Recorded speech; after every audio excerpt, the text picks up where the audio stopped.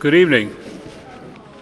I'm Ken Gammerman, and I'm Vice Chair of the Board of Finance, and it's my privilege, in the absence of Matt Hoey, our Chairman, who is called out of town rather suddenly on business, to chair this 2013 Board of Finance meeting for to represent the two budgets and the annual budget hearing.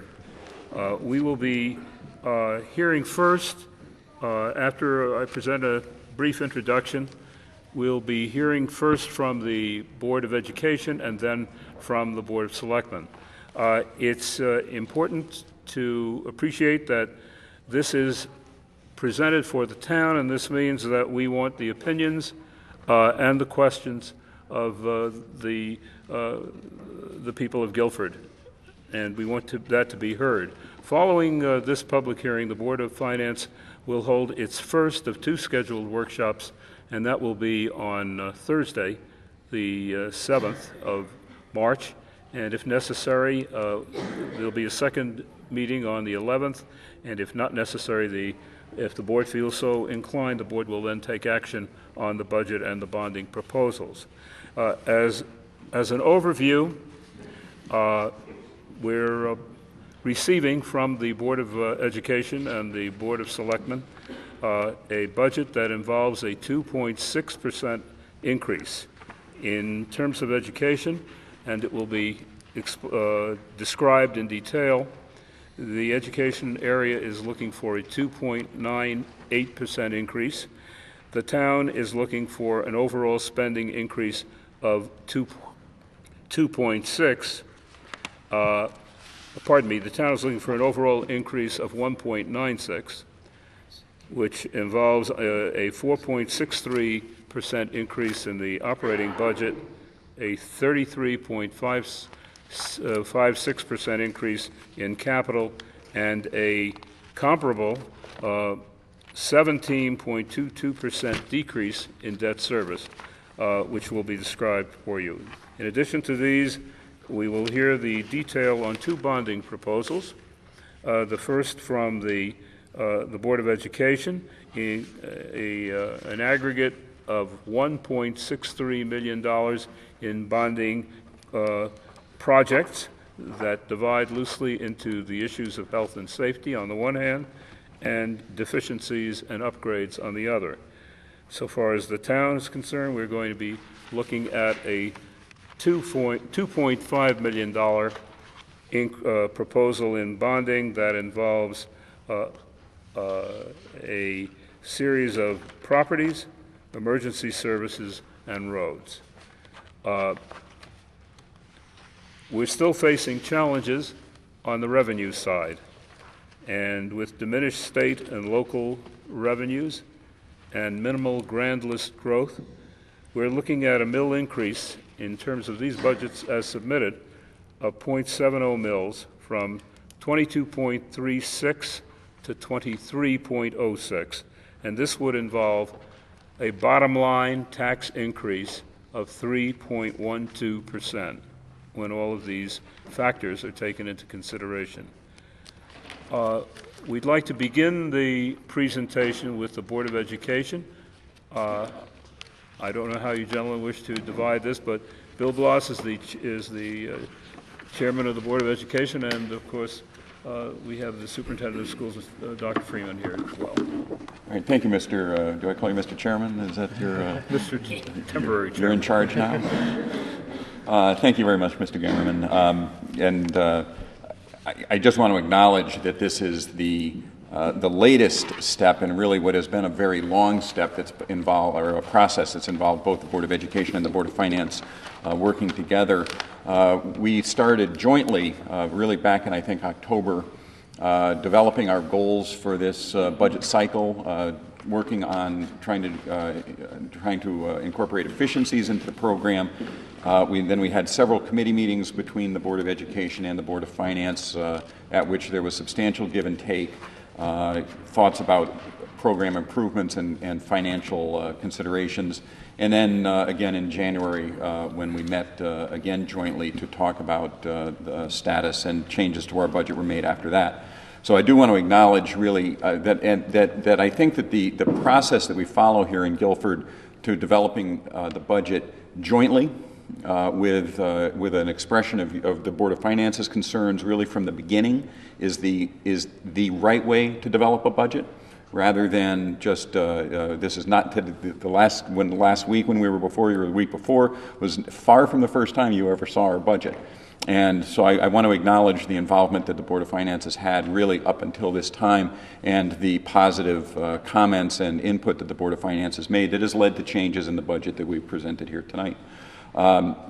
We have tried at your urging, and really our own board's urging, to approach decisions on a cost-benefit analysis, and that's the way most people make their decisions in their daily lives. I did mention last time we were together some of the benefits that we see from objective criteria about the performance of education in the town of Guilford. The Connecticut Coalition for Achievement now says that our high school is the 11th highest achieving school in the entire state of Connecticut. Baldwin Middle School is 17th. Adams Middle School is 19th. U.S. News and World Report again gave us a silver medal for achievement.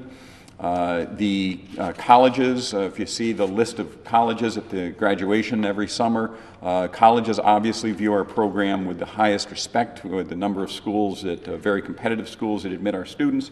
And I think more importantly, maybe than that, is how and perhaps it's less objective and more anecdotal, but I think that there's a general satisfaction with the performance of the Guilford schools at this point, that parents recognize that improvements are being made, that the program is in good shape, that Dr. Freeman has instituted some very innovative changes that are really helping the program grow.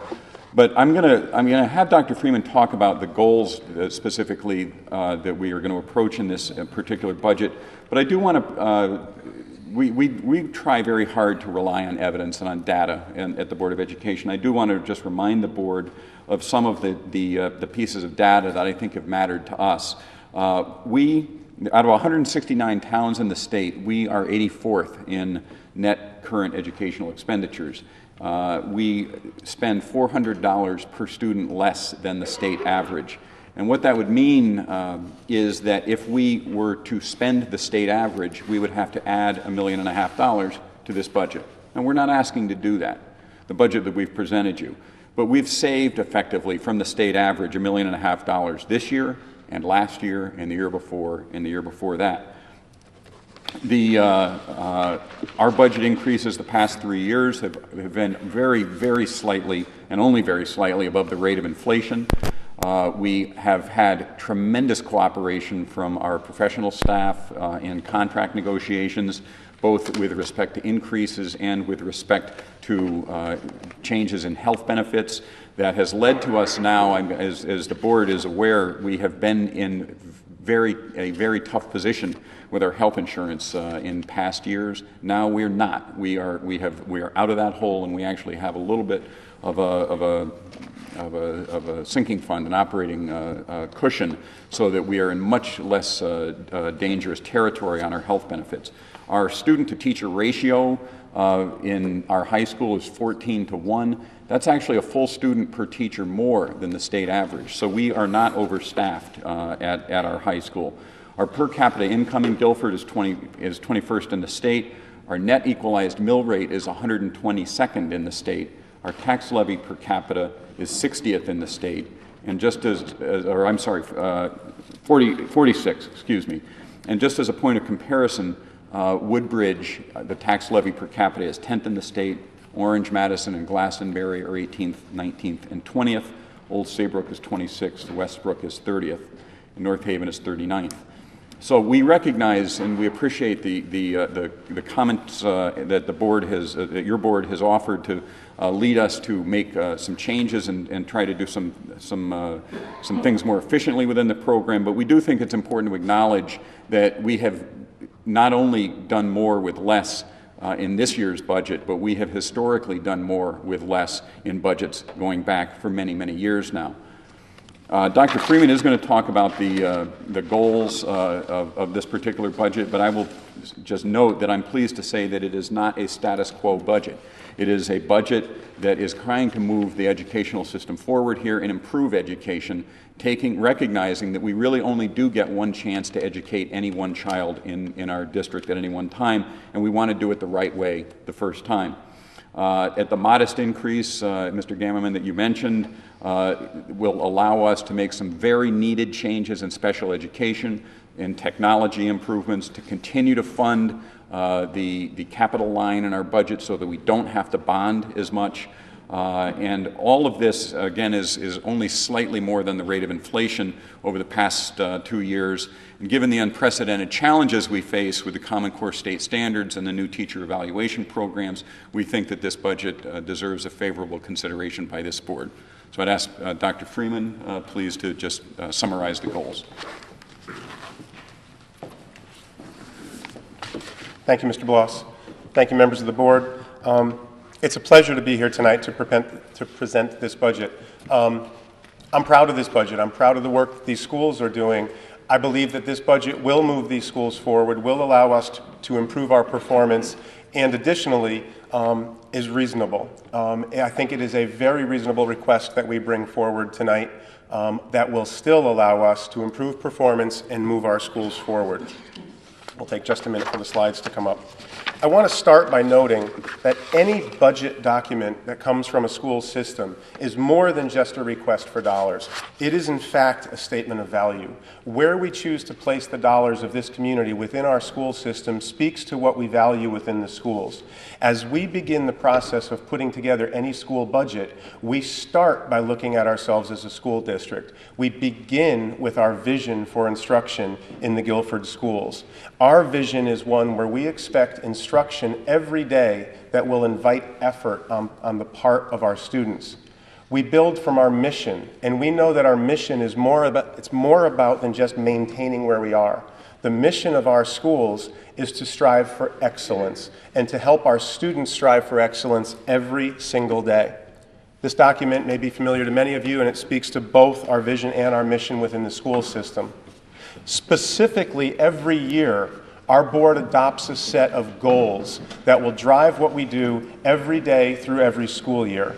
This year, our goals are few and they are simple, and our first goal states that we will expect academic rigor to be presented to every student every day in every classroom. We will invite effort. We will work to reach every student, to challenge every student, to stretch every student every day in every classroom.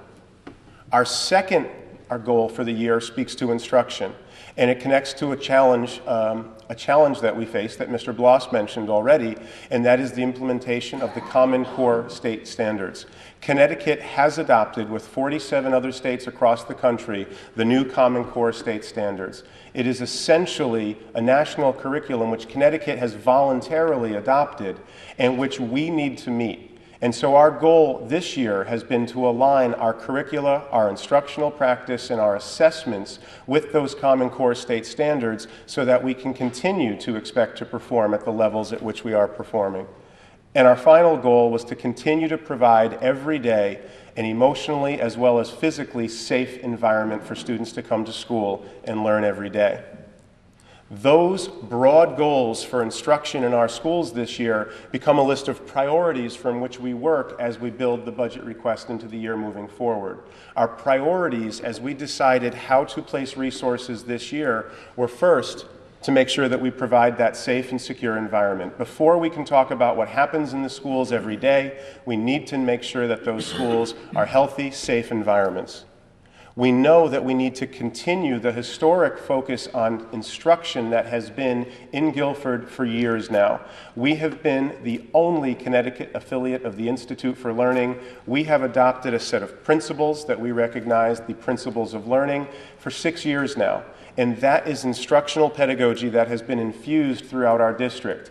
Our challenge this year is to continue that focus while meeting the new expectations of the Common Core state standards. And we have been focused this year on doing that work, and we'll need to continue next year that focus. We know that we need to increase the capacity of special education.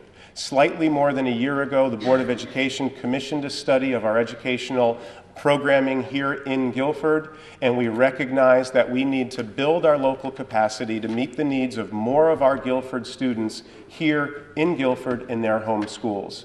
We need to build that capacity first because it's the right thing to do. Guilford students deserve to be educated here at home in Guilford, not to be bused to a specialized facility. Additionally, we need to do that because by providing that service here at home, we will recognize efficiencies in our budget. In the long run, keeping those students here at home in Guilford will both meet their needs better and be a financial efficiency for the school system. And finally, every decision in this budget was driven by the priority of using our existing resources and personnel creatively. We are not simply coming forward and asking for more resource on top of what we have. We're looking at what we have in place, and we are restructuring. We have restructured positions in central office, and we are asking more of the people who fill those positions in our central office.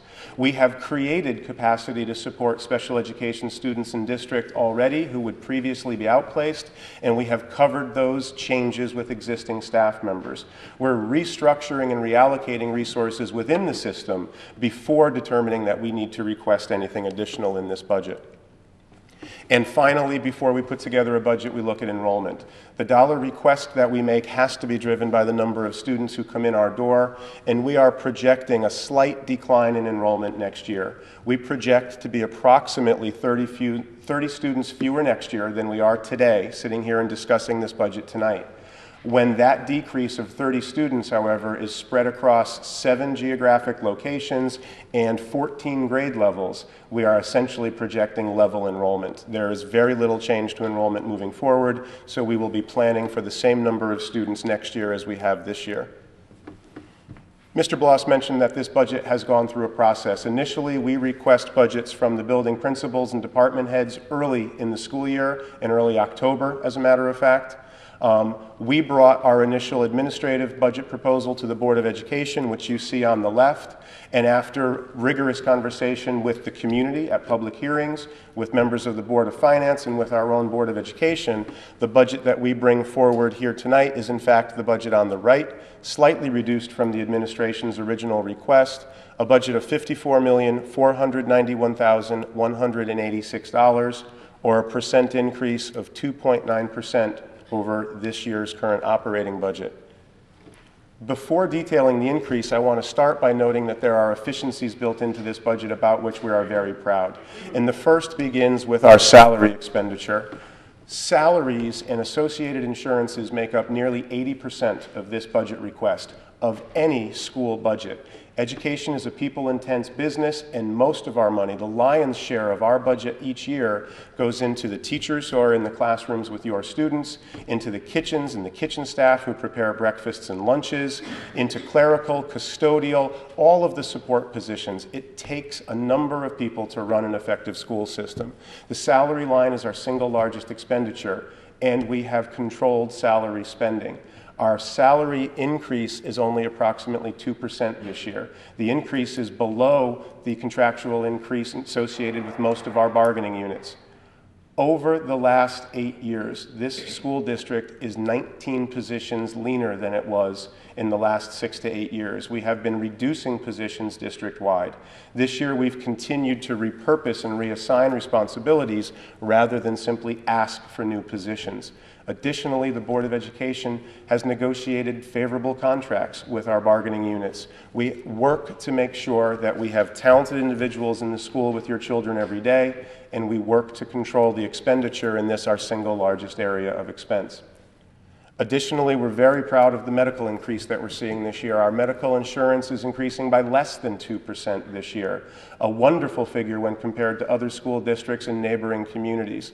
We have had positive experiences with our insurance carrier, and again, this board has negotiated favorable contracts.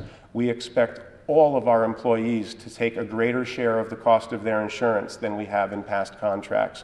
We have negotiated into contracts the opportunity for employees who can prove insurance from another source to opt out of our benefits package, and we have a medical increase that is the envy of school districts on other shoreline communities. And finally, supplies and materials. The materials that go into the classrooms with your students every day, the spending at that level is at 2003 and 2004 levels. While there is a slight increase in that request this year over our previous budget, we have yet to come back to levels that we were spending at in the past. Our principals in the schools, working in collaboration with classroom teachers, are very careful in how they expend the discretionary funds at the classroom level. The fact is, we know that parents have been expected to carry more of that burden by sending more of the supplies in with their students when they come into the classroom. We have worked very hard to make sure that we've recognized efficiencies in this budget, and we've recognized them significantly in all of these areas. That being said, we have significant areas that drive our budget, specifically in these 4 areas. I mentioned that we are very proud about the increase in salary and how hard we have worked to keep that increase reasonable. But the fact is, salaries are our single largest area of expenditure. Even a small increase will result in significant impact. Our salaries are increasing this year by $600,000. Our insurances are increasing this year. Tuition spending, the money that we are spending on those special education students when we cannot meet their needs locally, continues to increase this year. Much of this budget is in planning and in building capacity to control expenses like we show in that tuition area.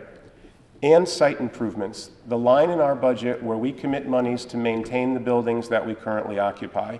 We have focused over the last 2 budget cycles on making sure that we make a significant investment in the buildings that we are living in the community so that we care for those buildings well, so that we get the best educational environment from those buildings, and so that we get the longest possible usable lifetime out of those buildings. Those 4 areas together and alone represent 1.4 million of the 1.5 million increase that we're requesting here today. Those are important drivers. Those are areas that we know are important areas of investment, and they're driving the budget that we bring forward to you tonight. And it is not a status quo budget. As Mr. Bloss said, this budget did not simply take what we're doing currently and roll it forward. In fact, this budget has reapportioned resources and has made significant investments in strategic areas to move us forward. Specifically, those areas of investment include looking at the services that we provide at our high school, providing an alternative high school program for students who may currently be unsuccessful in the high school, the full-day comprehensive high school that we provide. Additionally, as a school district and as a community, we have responsibility to some of our students, not just until the age of 18, but to the age of 21.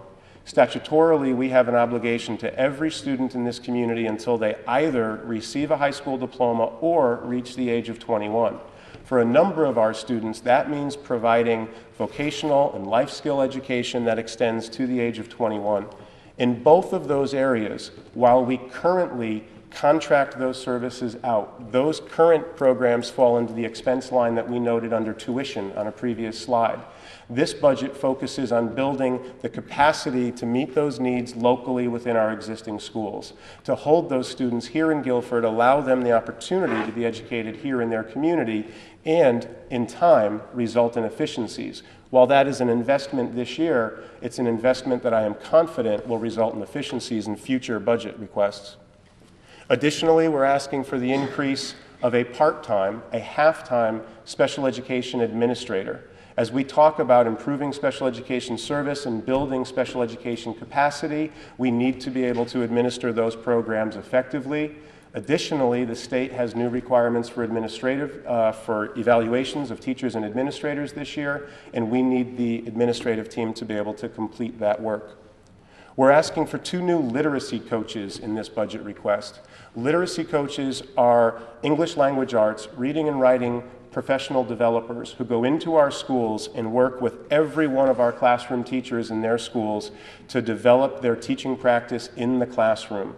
We have 4 of these positions in the district currently, and we have seen great result from the work of those 4 positions. Additionally, while we roll out those Common Core state standards, we need to build our ability to support the teachers and to roll out those new expectations thoughtfully and carefully. These positions will assist in doing that. Mr. Bloss mentioned an investment in technology. Every year we have greater and increasing expectations of our classroom teachers as they integrate technology into their daily instruction. We are looking to create a position, a technology coach, if you will, an expert in the area both of instruction and technology who can partner with teachers both in their lesson planning and in their instruction so that we are using and leveraging technology in the classroom effectively every day. And we have a teacher increase, a math teaching position at Adams Middle School that will assist both in the rollout of those Common Core state expectations as well as overall math instruction reaching students at both the lower end and the higher end of achievement at Adams School. Every one of those investments can be rationalized based on one of three drivers. I alluded to them in the priorities, but I want to address them just a little more specifically here. The first is the development of that local special education capacity. So when we talk about investments in an alternative high school or an 18 to 21-year-old transition program or a special education administrator, those are investments in making sure that we have a deep capacity in district to meet the needs of all of our students. When we talk about the implementation of new state expectations around professional development and teacher and principal evaluation, that is when, again, we refer to the increase of an administrative position or the literacy coaches who can do some of the professional development and work with teachers so that our administrative staff has the time to meet the expectations of that new evaluation system. The new evaluation system is going to require much of every school district in the state, and we need to position ourselves to do it effectively and successfully next year. And finally, when we talk about the successful implementation of the Common Core state standards, we can reference the math teacher, the literacy coaches, or any of the special education supports in our investments because the Common Core will be expected of all of our students, and we need to make sure that we position ourselves to deliver that well. I noted investments, and I noted that we're asking for positions. A half of an administrative position, literacy coaches, a math teacher, a technology integration specialist. I also haven't mentioned, but there is an increase in a transition coordinator, essentially a vocational coach who works in the school system. We're looking to add 5 new positions to our ranks this year. But when I talk about using resources creatively and reapportioning resources, it's also important to note that we're reducing 3.3 positions at the same time. We have been able to keep a full-time position unfilled in this current budget request, which we will take credit for moving into next year's budget. There is a world language position that we have been able to reduce by looking at class size and scheduling more efficiently. There's a standalone computer class that we're going to stop offering because the focus is on pushing technology into every classroom. And again, by scheduling more efficiently, we're able to reduce 20% of a music position in this year's budget request. That does not mean that we will fail to present world language or computer instruction or music instruction. It doesn't mean that we are valuing those areas any less. It means that we were able to look at how we were covering those needs, and we were able to find more creative ways to cover those needs. So the net increase in staffing in this budget is a net increase of 1.7 positions, fewer than 2 positions that we're asking to add to this budget moving forward to meet the needs that we are facing as we do move forward. I would stack the Guilford Public Schools up against any other Connecticut school system by any measure. I am incredibly proud to be a part of this school system. We perform well in every arena, in the classroom, in robotics competitions statewide, both on land and underwater, in the playing fields, and on stage, in the art studios. Our students achieve at high levels by any measure. But the educational landscape is changing around us. We have new mandates at the state level. We have new expectations at the federal level, and locally we have needs that we know we need to meet. Our challenge moving forward is to embrace those changes, manage those changes, continue this level of performance, and in fact increase performance moving forward, and do all of it at a very reasonable budget request. I firmly believe that this budget request meets those three challenges. I do believe it's a responsible request. I know that it will move this school system forward, and I think it will help us to meet the expectations that are coming at us from all different levels as education changes and evolves. Dr. Freeman, could you comment upon the bonding proposal? Yes, and thank you for the reminder, Mr. Chairman. In addition to our operating budget, there is a bonding request that moves forward this year for $1.6 million, a request of $1,623,677. That request falls into a number of projects that are broken into two broad categories. The first category is deficiencies and upgrades, and that is investments in the infrastructure of our buildings. That portion represents $1.3 million of the overall bond request, and of that, the single largest project is a $900,000 project at Cox Elementary School that will replace all the doors and windows around the exterior of the building. It's an energy efficiency project. Cox Building still has the original single-pane glass that was put into the building when constructed. We propose with this bonding request to be able to replace to higher efficiency, higher level of insulation in all the glass and doors, and therefore save money in the long run in the energy expenditure at that building. Within the other deficiencies and upgrades, there's a number of smaller projects. They include security assessments. They include wiring and technology upgrades, the replacement of storage units in the music and art areas at Adams, as well as the design component of a heating and cooling upgrade at Adams. Not the actual upgrade, but the engineering and design. The second component of this bonding request falls in the area of health and safety, and it represents slightly over $300,000 of the overall request. Some of that investment goes into simple safety corrections. There is a sidewalk at Baldwin that has become a trip hazard that needs to be repaired, but the lion's share of that request will go into a review and the ability to begin addressing what we see as some concerns at the entrances of our schools. It will allow us to begin addressing control and security at the entrances of 6 of our 7 schools. The high school is being addressed in the building project, but we want to take what we can learn from recent events and revisit the entrances of those. So those items together represent the request, the bonding request of $1.6 million. Thank you. Thank you. You might want to stay for questions. Stand by in any event. With this presentation being completed now, the chair will entertain questions or comments, observations from anyone in the community who happens to be here tonight. Please try to limit these to 3 to 5 minutes if you can. If you want to read a statement, that's perfectly okay as well. But this portion of the meeting is focused entirely on education. So are there any comments or questions from the public? Not hearing any, No, we have one. Oh, we do have one. Excuse me, sir. Please come up to the front and state your name and address and proceed.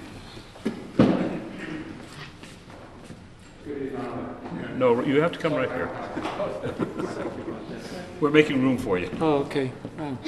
I feel privileged. Comment was made this evening that the student ratio was 14-1 at the high school, I believe. Yes.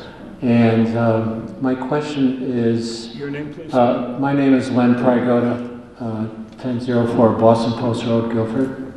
My question is, if I were to walk into Guilford High School tomorrow and sat in on a American history class, let's say, would I have 14 students in that class, or 25, or 26, or 27? Somewhere in between. Somewhere in between. Okay. So would I be correct in assuming that the 14-1 ratio would include not only your regular teacher, but your guidance counselor, your psych examiner, and so forth? Not psych.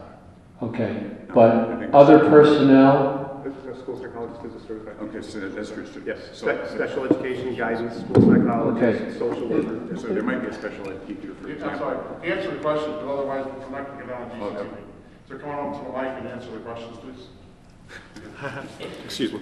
There's two different mics. One is for the room and the other's for the TV. Okay, sorry. The overall teacher-student ratio includes all certified teaching staff in the school, not just those mainstream classroom teachers who might have that U.S. history class, but special education teachers, guidance counselors, school psychologists, all of those ancillary positions as well that may not carry a course load of 5 classes of 25 students. So your class size in Guilford High School would not be as high as 25 or 30 in most cases, but would certainly not be as low as 14 in most cases. In some specialty classes like music and PE, you see much larger numbers. Our choral teacher has a class of 60 to 80 students.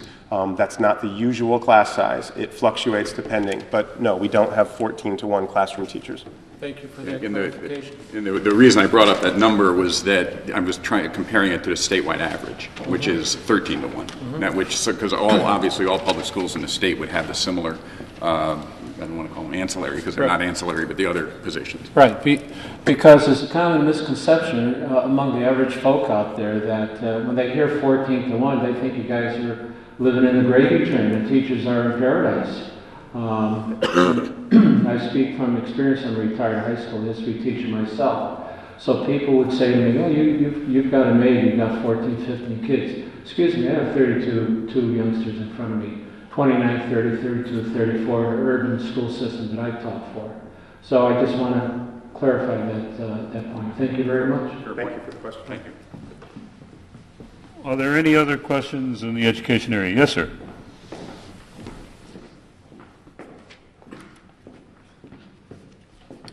Brian McClellan, Mulberry Point.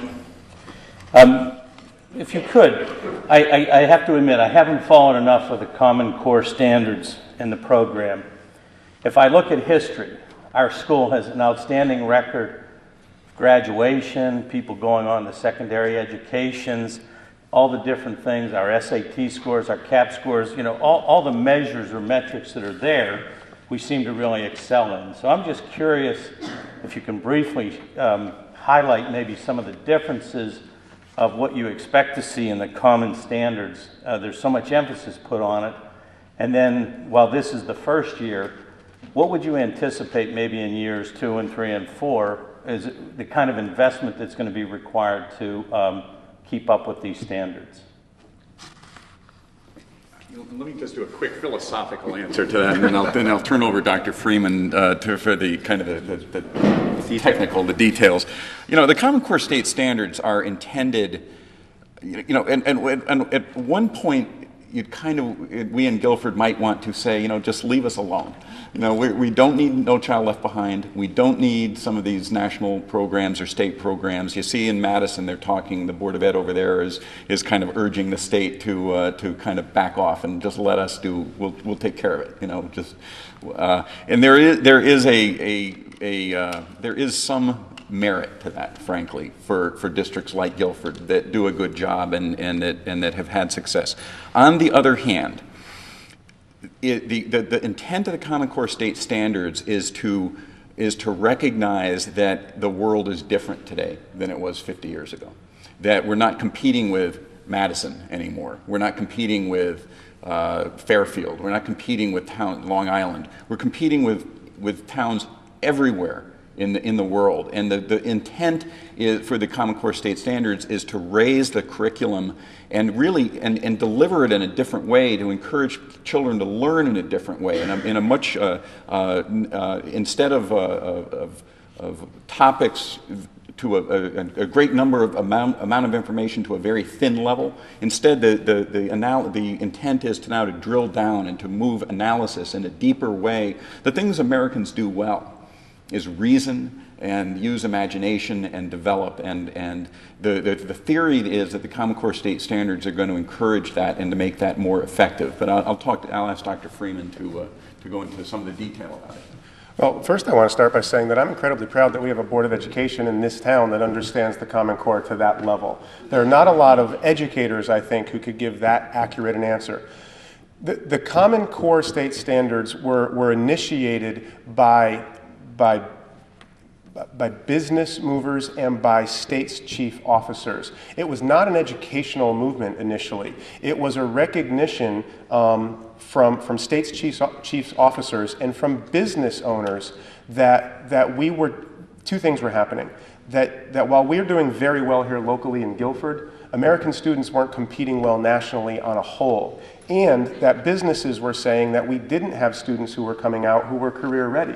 That students weren't coming from American schools ready to enter a world that required collaborating, problem solving, and using old information in new ways. The Common Core state standards very much address the international measures on which countries like Singapore and Finland were outperforming United States students. They do focus on problem solving. The Common Core state standards ask our students to do fewer things, to spend more time doing those things, and to go more deeply into those areas. I would suggest, and in fact I have been arguing for the last year and a half, that Guilford, in fact, anticipated those changes. The principles of learning that I mentioned in passing a few minutes ago, that we adopted 6 years ago in this community, talk to those same values. They talk about students needing not just to be able to learn isolated facts, but to be able to articulate their learning, to be able to work with others to find new learnings. And those are the sorts of things that the Common Core will expect us to do. I don't expect that there will be any unusual continuing expense to doing the Common Core well. It's going to require a continued investment in professional development and helping our teachers to be effective teachers and helping them to design lessons that position their students well, to solve problems, to communicate, to master those 21st century skills that we have heard people talk about for years now. That's what the Common Core asks us to do. That's what Guilford has been doing for some time, but now the timeline has moved up. The assessments that we're familiar with, that our students perform well on, the CAPT test at the high school, the Connecticut Mastery test in grades 3 through 8, both of which our students are engaging with this week as we talk tonight. Those tests are going away in 2015, and they will be replaced by a new assessment that will ask our students not to see how many questions out of 100 they can get right, but to solve problems that they've never seen before with skills they've mastered in the class. It's going to be a very different type of assessment. And when those scores come back to us, we won't just compare ourselves to Madison, Connecticut. We'll be able to compare ourselves to Madison, Wisconsin. We'll be able to compare ourselves to students on the West Coast because 47 other states have adopted the same standards and will be giving similar assessments. Right now, our Connecticut Mastery test isn't aligned with any other state's assessment. We can only measure Guilford performance locally in Connecticut. We can't compare how our kids do to students in Massachusetts, to students in New York State, to students in California. So I think that the work we have been doing here in Guilford, we were either really lucky or really prescient, but we made good decisions early on. It has positioned us well, but it's still something that we need to focus on. There is a lot more information on the Common Core on our website. Please go to the school website. You can read about the Common Core. You can watch a half-hour discussion about the Common Core. It is important, but we can't take all of tonight talking about it. I could talk about it until midnight if you give me the chance. I won't try to do that. Can I just ask one other question, Ken? Go ahead, please. Okay, thank you. One of the other things I just wanted to ask you about, let me first say that my wife has a family member with special needs, so I have a warm spot for the special needs individuals. Can you just kind of give us a quick overview? I mean, it's a substantial increase is tied to special ed, and I don't know how many students, maybe you don't know here, but roughly how many people are we talking about that are impacted, that are part of the special ed that we have to bus to other areas? And then there's the group, the 18 to 21. I wasn't even aware that we had any individuals that fell into that category, so I was just curious, kind of the numbers. Are we talking 10 people? Are we talking 30 people? And then I think you indicated maybe in next year it would be our hope to bring more of that teaching internally, and you thought there might be some efficiencies or cost savings in going forward. So if you can just comment on that, I'd appreciate it. I'd be happy to, sure. Thank you. About 10% of our student population is identified as special education in one way or another. Now, there are very, very widely differing ranges of services that are provided to that 10% group, ranging from maybe some part-time speech therapy or occupational therapy on one end of the spectrum, to attending a private school in another town, Windsor, Milford. There are places all over the state that take children with particular special needs. They charge a fee. And they also they also have to be bused there under state law. So we have transportation costs, and we have, it's called tuition. I've fought with 3 superintendents now about whether we could call it something else, but that's what the state law requires us to call it, so I've given up. The tuition line is just the fees for outplaced students, special education students. There are 2 systemic reasons why those numbers are so high.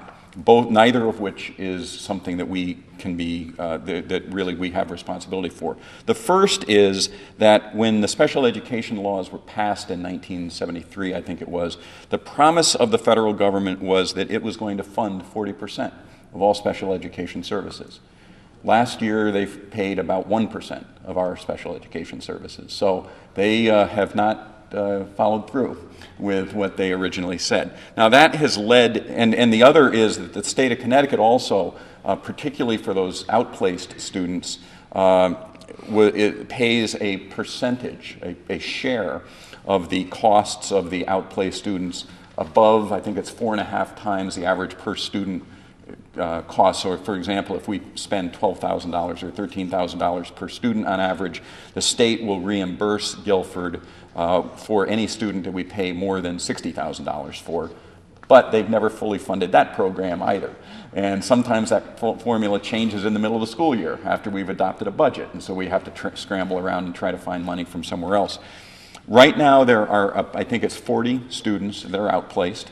Our percentage, and I'm on a listserv of the Board of Ed chairs really all around the state, and this is an issue that every single district in the state of Connecticut is wrestling with.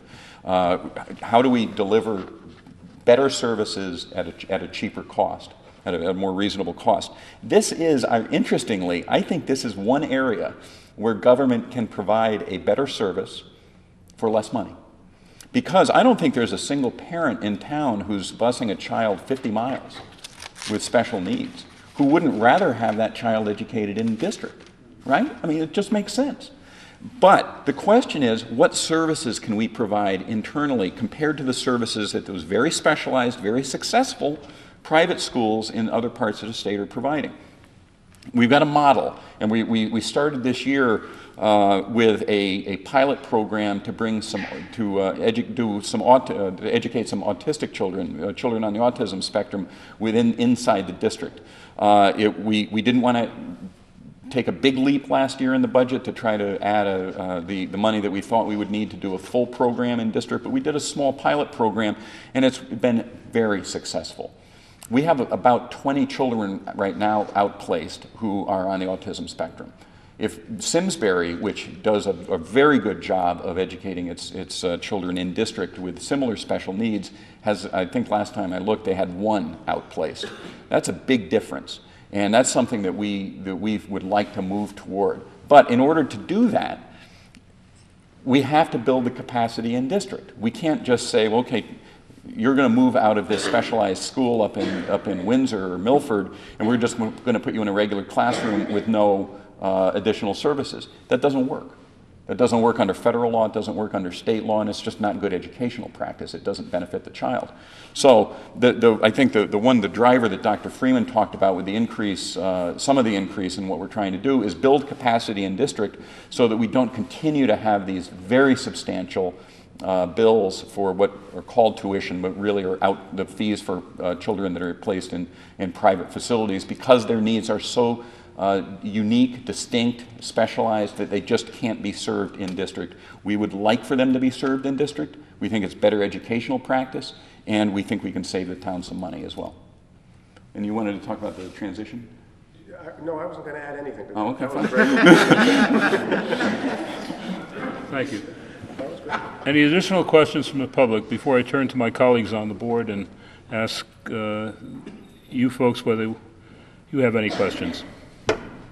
Mr. Egan. Yeah, okay. I had just one question for Dr. Freeman, and this is something we discussed, I believe, the other night with the Board of Selectmen. or maybe we just touched on it, but my question is this, is that we're going to add 2 new learning coaches, and I guess this is part of the core program, or eventually, yeah, okay. How is that going to impact the amount of money that we spend, or the program of, for lack of a word, I'm not going to call it continuing education, professional development that we have with the University of Pittsburgh? Is that going to impact that at all? I think we spend, what, $30,000 a year approximately on that program with the University of Pittsburgh? Yeah, the dollar amount that we spend with that collaboration with Pittsburgh changes based on the initiatives in the year. It's been significantly higher than $30,000 some years.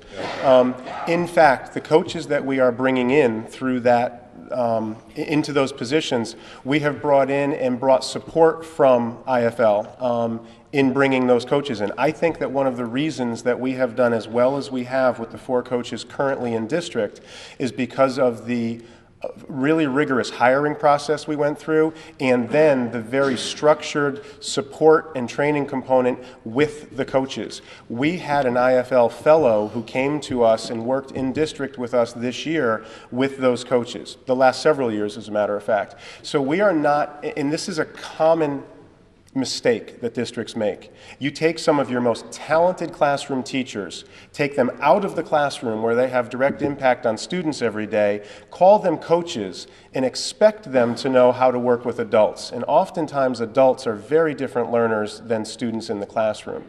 We avoided that pitfall because we took people who were ready to move into those coaching positions and then supported and trained them. And we have trained them to be professional developers, to be very specific about how they work with and support adults in the classroom. The analogy is that of a pitching coach. You need talented people in your starting lineup. We need talented teachers in the classroom with students every day. But you also need consistent and continued coaching to continue to be at the top of your game. These coaches address that need. As we look at the Common Core state standards and the rollout, we know that in the next window of years, that need is going to be more intense. But I don't ever see that need going away. Education continues to evolve, continue to change. Nobody would ever suggest that the Yankees and the Red Sox cut the pitching coach, that that person doesn't have an impact on the team. I think that when you hire a coach position well, and when you fill it and support it properly, you leverage with one position the ability to impact every child in a school. I think if we brought our elementary principals up here today, they would tell you that the coaches working in those schools have affected the performance of every single child in those schools. It was a long way to say, I'm not sure. I think that the collaboration with the university is a positive and healthy thing for us. In fact, the University of Pittsburgh was here on the ground in Guilford a handful of weeks ago, and they were recording and putting together their next round of training materials using our work here in Guilford. So the relationship that we have with them is very much a reciprocal relationship. We benefit tremendously, and now we're at the point that they're using Guilford and promoting Guilford in their other relationships around the country, saying you can look at how these coaches are improving performance for other students if you look at how they're doing it in Guilford, Connecticut. Now, you use the expression IFL. What does that stand for? What Thank does you. that mean? The Institute for Learning is an organization that is housed in the University of Pittsburgh. The Institute for Learning is a professional development organization. It is a research organization. It was their work identifying 9 key principles of learning that we adopted 6 years ago. We continue to maintain that relationship with the Institute for Learning through the University of Pittsburgh. And we have their folks who come to us, help our teachers, help our coaches develop their skills, and also most recently said, can we come and can we record some of what you're doing and build it into the training materials that we provide. It is very much a symbiotic relationship. Thank you. I have a question. Okay, well, I wanted to add one question, if I may. First, on the literacy coaches, we've had 4 on staff. Yes. How long have they been on staff? Those 4? 3 years. 3 years, okay, so you can measure the growth. And now 2 more coming in. And we're asking for 2 more in this budget request. Lou?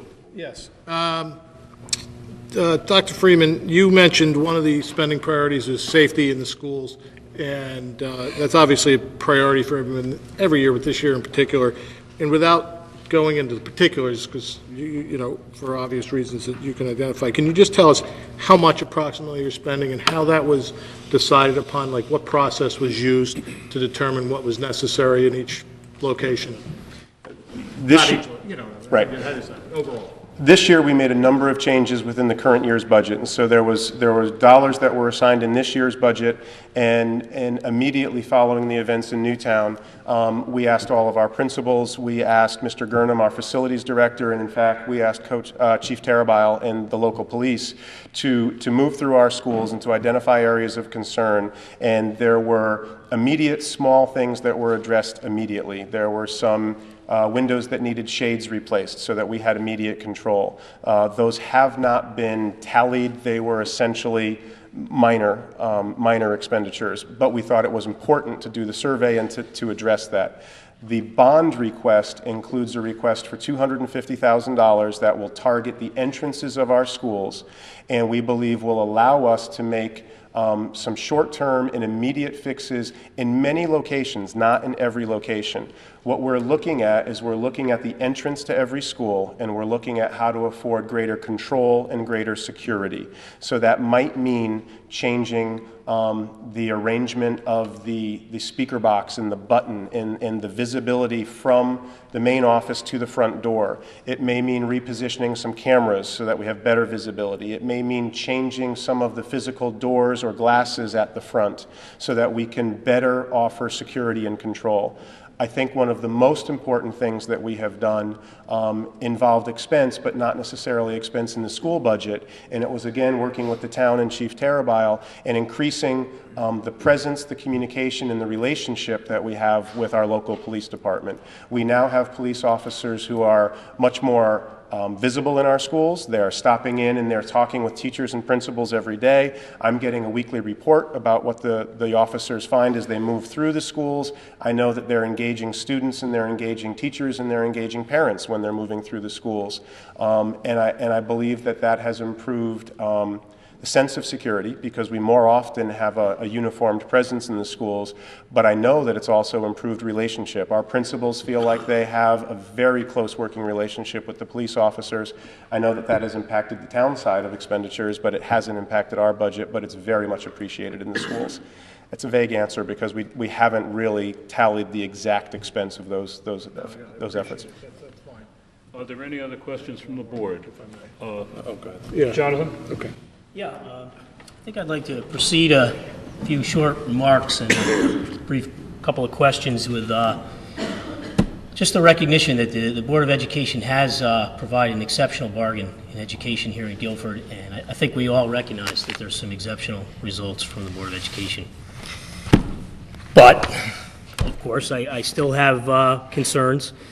My number one concern would be the public sector wage inflation. And I think you've recognized that one of the primary drivers of the budget increase, it's approximately 53% of the budget increase, is compensation. And I have recognized also that salary increases have been kept at 2%, which is a marked improvement from last year. I believe they were around 2.65% in increases, and that this is in line with this year's inflation rate and the 5-year inflation rate. But I still remain concerned. We still will ask our taxpayers to foot the bill for about $900,000 or so increases between the school budget and the town budget. And I just ask if you see any kind of end to this public wage inflation where we sort of rein it in and it becomes a little closer to some of the realities that our taxpayers are facing, with median income down by about $4,000 and real wages down. Because you do recognize these are contractual increases. Yes, I do. Okay. Would, I'm wondering if you see any kind of change. I'll be happy to talk about that. I think the education is expensive. There's absolutely no question about that. And they're kind of the twin ends of the analysis are how expensive is it and what are you getting for it? Now, I think that the data is pretty convincing, at least I'm convinced, but I suppose I'm maybe not the most objective participant, but I think the data suggests that we're doing a pretty efficient job here. Compared to our tax levy per capita, compared to our expenditures per student, compared to where our scores are and so forth. The I'm never completely comfortable talking I would be less comfortable with what we're paying our faculty and our staff if our results weren't so good. If we had scores that were below, say, our per capita or our net per capita income, just for instance, then I'd say, you know what, maybe we're not doing it. Maybe something needs to be done differently. Maybe the administration doesn't have the right idea on professional development. Maybe the teachers haven't bought into the principles of learning. Maybe the superintendent needs to kind of come at it from a different angle. Maybe there's something else going on. But where the data really is pretty compelling, that we're outpunting our coverage, we're kicking above our range here.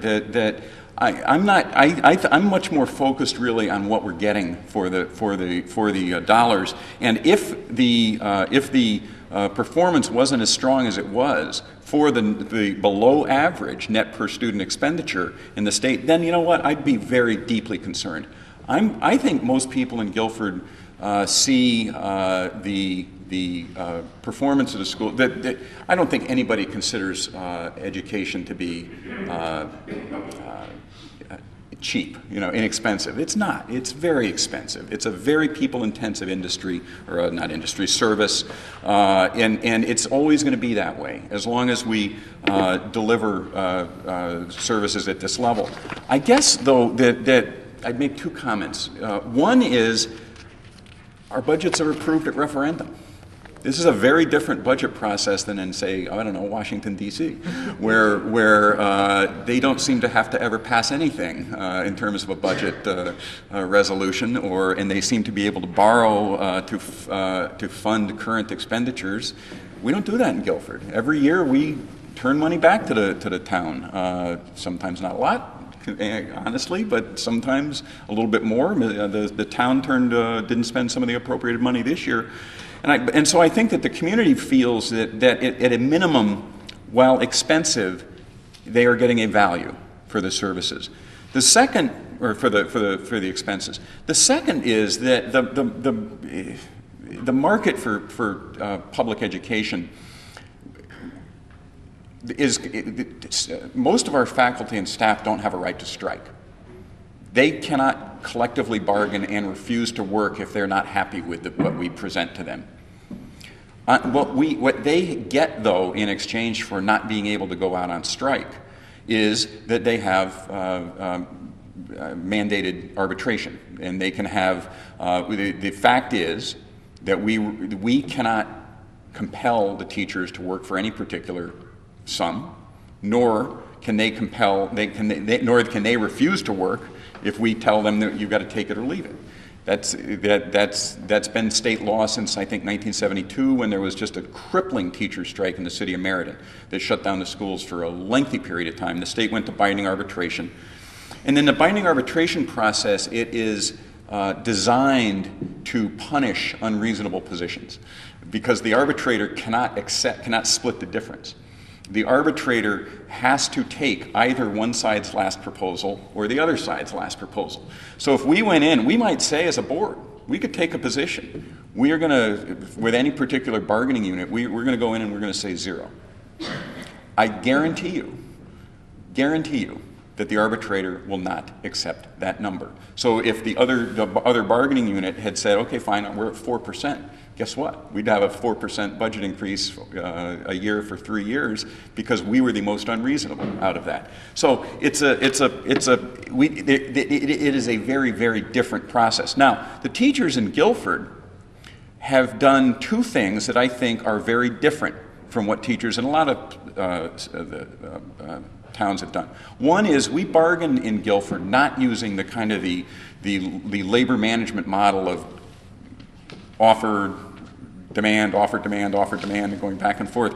We actually all sit down together and do what's called interest-based bargaining, where we talk with the assistance of a mediator from the Federal Mediation and Conciliation Service, where we don't just talk about numbers, we don't talk about dollars, we talk about problems, and we try to problem solve. And we try to do, we say, look, some things they say to us, and we say, no, we just can't do that. And over time, a trust is developed. I think we do that differently here. The other thing that has happened, though, as a result of that and developing that kind of trust, is that Guilford was the only town in the entire state of Connecticut that had teachers reopen a contract back during the depths of the economic crisis. Lots of towns were presented with the alternative of laying off staff or reopening the contract, and they chose laying off staff. Lots of towns did that. In the Guilford, the teachers voted overwhelmingly to give back. And so they avoided layoffs. And that was a hard decision. Believe me, that was a hard decision. I'm sure that there were some phone calls that some of the leadership got that was from other people around the state that was maybe not so warm, but they did what they thought was right, and we kept our word.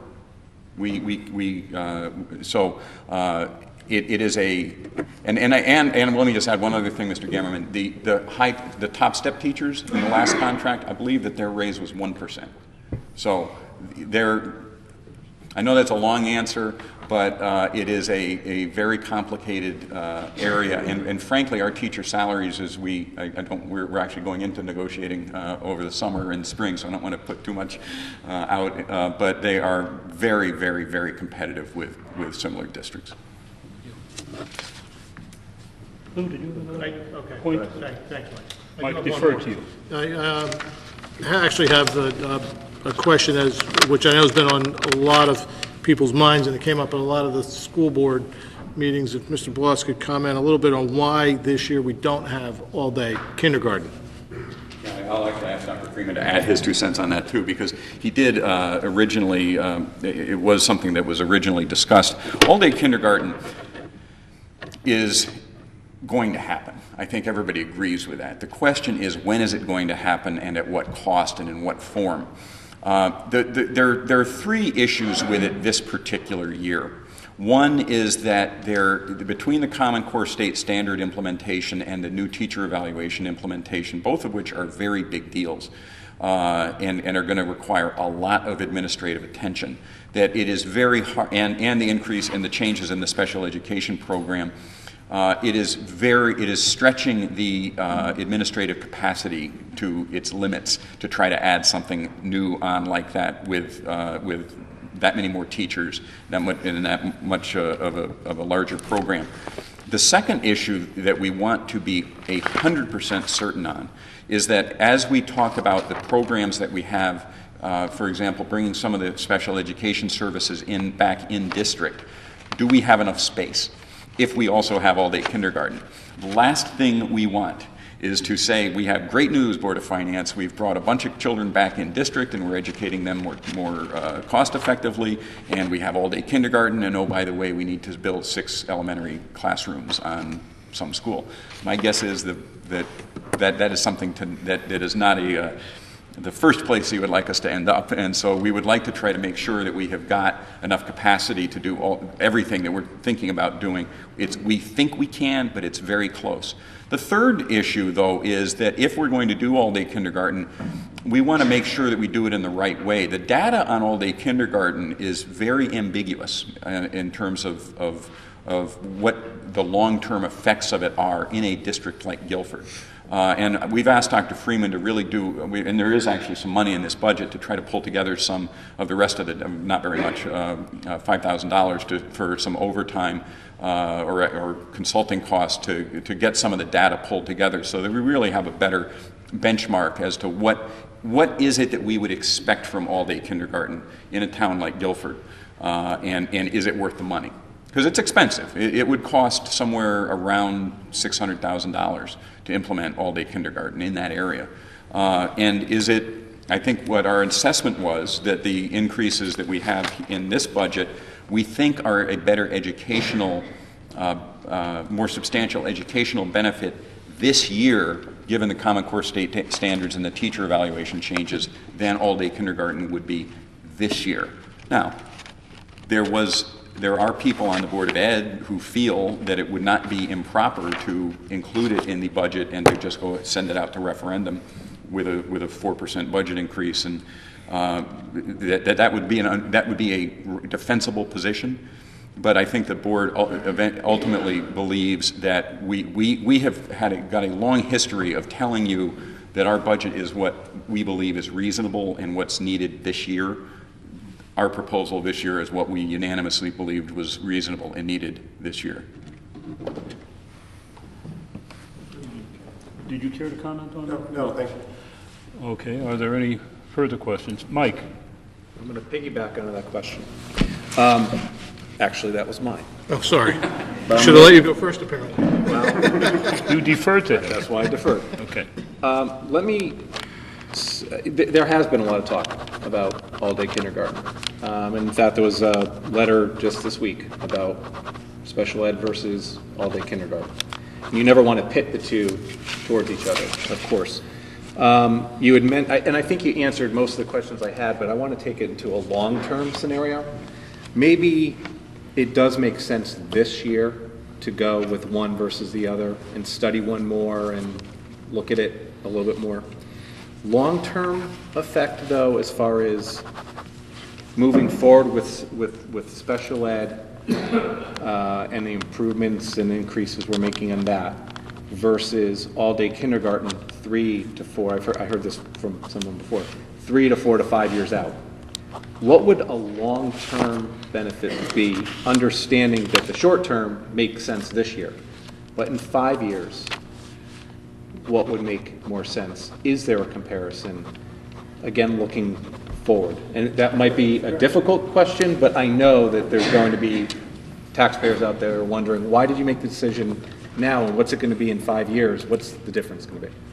Well, there are going to be two major differences. One is that we will have had time to implement the Common Core State Standards. And I don't want to, Dr. Freeman is very excited about the Common Core State Standards, as you can tell, and I trust me, I know from personal knowledge he could stay here till midnight talking about the standards. They are, it is not just a matter of putting a notebook on a teacher's desk and saying this is what it looks like now. This is a big deal. It's a big deal in the way teaching is going to change, and it's going to be hard to implement. It's going to take a lot of professional development. There are going to be teachers that are kind of immediately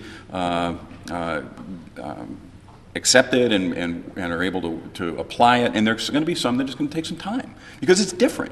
You know, back when we went to school, Mr. Gammerman, the teacher was handed a key at the beginning of the school year and collected at the end of the school year, and they had no contact with another adult for the intervening 180 days. Well, that's not the way it is anymore. And that's not the way it's going to be under the Common Core State Standard. It's not going to be the way it is with the new teacher evaluations. There's just a lot happening this year. There's just a lot happening. The special ed issue is a completely separate issue. The special ed has nothing to do with all-day kindergarten. The special ed issue is something that we identified a year ago with the Futures report that the Board of Education, we thought that we needed some guidance on what to do with special education. We were not afraid of seeing what that report said, and in fact that report's given us some great ideas that we're implementing. They are totally separate. One has zero to do with the other. It's the teacher evaluation, the new teacher evaluation rules that are going into effect this year also, they are tremendously time consuming. They're important. I think Dr. Freeman fully supports them, but this is just a tough year to do another major program. And so I frankly don't think it's going to be 5 years down the road that I think we're going to be revisiting all-day kindergarten next year, would be my expectation. Well, that's pretty much what you told us when you presented the budget to us at the Board of Finance last month. Right. That you'd be readdressing it next year. We, in fact, have monies in this budget to continue. So while we do not have kindergarten in this budget to be implemented in September 1 when we return to school, kindergarten still exists in this budget. And I sat with elementary principals earlier this week talking about the work that needs to be done and the questions that need to be answered so that we can continue to move that ball forward. So we are continuing to move the discussion about full-day kindergarten forward.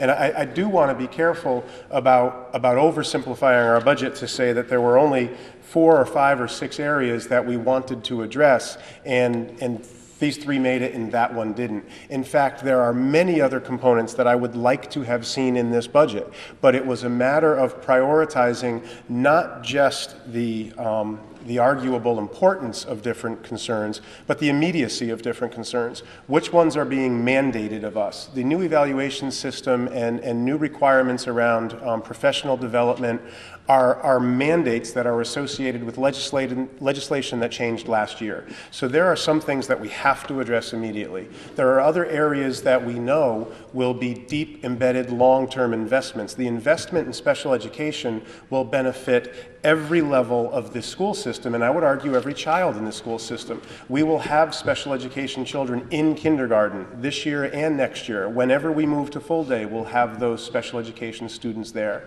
So there are some components that we need to look at and say that those are deep and those have roots that spread through everything we do, and say that those are more immediate when we have limited resources.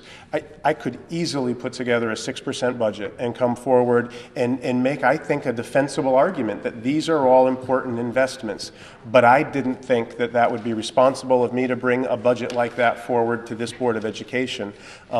I think that you have to take small steps and recognize that the investment is going to be over time. I also, there's the need to recognize that we have only half-day kindergarten and we are stretching our students. But again, when you look at the results, you have to say, where do we do well? Where do we have a more immediate concern? I don't want this community to think that we don't recognize that full-day kindergarten is important, and I don't want anybody to think that we're ignoring it for the upcoming school year. But we're not proposing to implement it in the next school year. We're going to continue to do the foundational work so we're better ready to implement it when we bring it forward next year or in a short-term budget cycle. I don't know if it'll be next year for sure, but I don't see it 10 years in the future. You will be receiving questions from this board next year. I expect to. Are there any further questions? Jonathan? Oh, excuse me. Mike, did you want to add? I just have one more. Yes, go ahead. By the way, thank you. That was an incredibly good answer, and I think may have answered a lot of questions that the community has. So, thank you for that. Another maybe or maybe not difficult question, but a simple one: the tuition increase. You've explained it to the board several times, probably the Board of Ed, Board of Finance, and I know you can't go into details. But could you describe a little bit how you come up with a $500,000 increase in tuition? And again, that's for the community's purposes. I think we all know the answer, but I think they need to hear where are you coming up with that number. That budget line is a realistic projection of the costs that we have currently in the school system for those specialized schools that we contract with, the students who will be enrolled with us next year, and the projected costs moving all of the students up one grade level and continuing to manage those. So we look at increased expense from the providers. We look at students who may be graduating out of the district compared to very conservative projections about students who may move in with like or similar needs. The fact is, every year we end up running short in that area because we don't build in a cushion. We don't try to put extra money. We try to budget just what we expect to need, and then at times there are students who experience an unanticipated need, or there is a new student who moves into the community, and it is our responsibility to meet the needs of those children. So there are real costs budgeted based on real contracts with existing facilities that we roll forward one year to the next. Thank you. And I don't know if your question was even maybe a little bit broader, but how does the decision come to outplace a child? Is that part of what you were? No. You're not thinking. Okay. No. If you want to address. Well, let me just say briefly that it's not. Nobody has the unilateral right to decide to outplace a child. There is a process under federal law called where there's an individualized education plan that is basically a plan that's developed by a team of people, including parents, teachers, psychologists, other professionals, where a realistic assessment is done as to does this child have such needs that the child needs to be educated outside the district, or can it be done in the district with a certain set of services. That is the only area, by the way, where we do not have the final say. We as the Board of Education do not have the final say.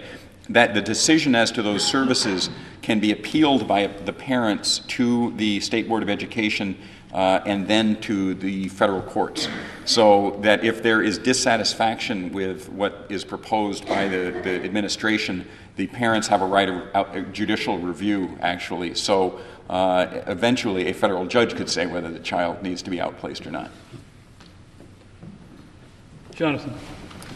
Yes, my question will fall under special education costs. This is the second biggest driver of the increase. In my estimation, the Guilford school system is providing special education services that are well above average, and I think that would be a place where we'd like to remain. But we are recognizing that the costs are growing and that the state is not providing the promised revenue to cover some of these costs, and we're looking to provide the services more efficiently.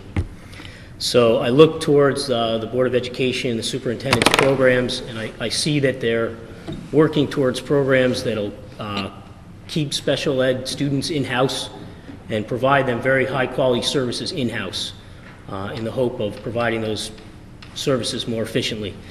But I do have to note that I have a concern about the direction of the budget and the comments of the budget where you say that you want to develop more capacity. I read I try to get the name right, the Clinical and Educational Service Analysis, some very light reading, the study that was done on special education here in Guilford. And the comments, I read it as a layman, but the comments in the report seem to indicate that we do have the capacity to do more in-house and that we don't need to add capacity. Do you feel that there's any truth in some of the comments in this report? You know, this budget actually recognizes that and does incorporate a very substantial part of the recommendations. As we expand the autism program at Guilford Lake School, the Bright Connections program, originally the superintendent requested to add 3 paraprofessionals to fully implement that, or more fully implement that program. After we talked a little bit about it, and then the board said, look, we think you can do this from internal, the people already on staff.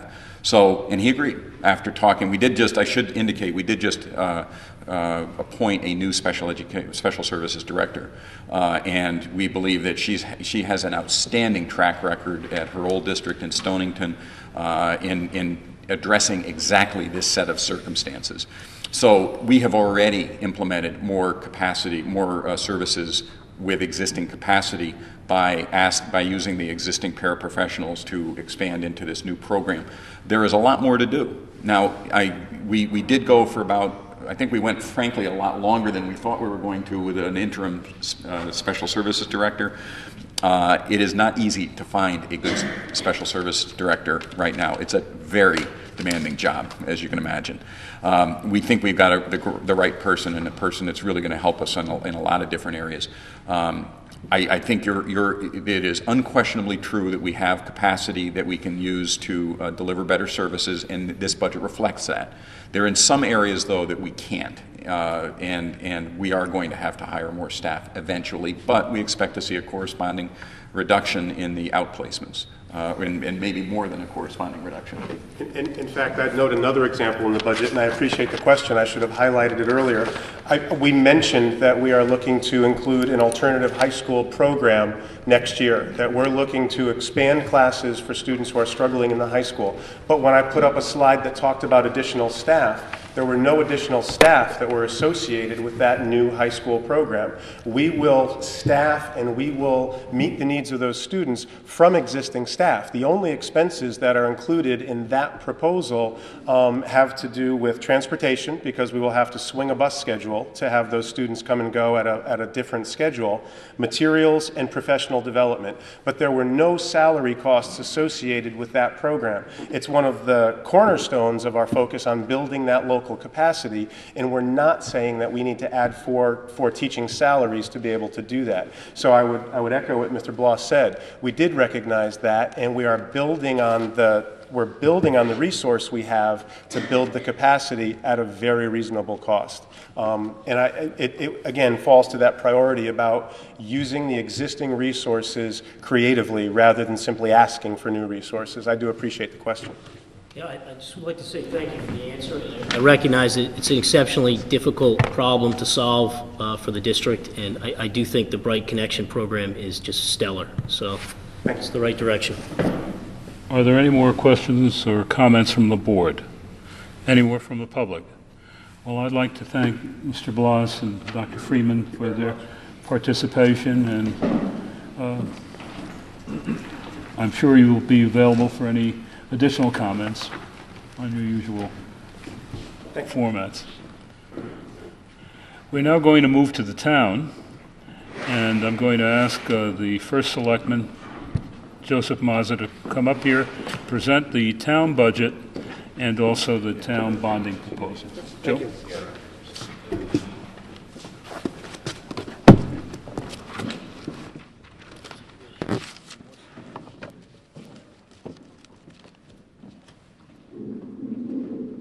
Mike, you have to change the tape. You have 35 minutes. They get an hour and a half, and I get 35 minutes. Well, you know, it's only fitting since their budget is 2/3 of the town, so we'll do it that way, okay? All right, Mr. Chairman, Vice Chairman, thank you very much. Ladies and gentlemen, it's a pleasure for me to present the town side of Guilford's budget. It's really in three segments. I'm going to present the actual operating expenses. We'll go over revenue, and then we will address our three proposals for bonding this year. This is a budget that we feel is a fiscally responsible budget. It plans for the future. We are still recovering from years where we did not invest in a lot of our infrastructure. This budget, it's an attempt to start to reinvest in our infrastructure. Okay. Let's remember what the goal or what the role of government is. First of all, it's protection. Fire, police, maintaining our roads, maintaining our buildings. It's education. You just heard for an hour and a half how important the education budget is.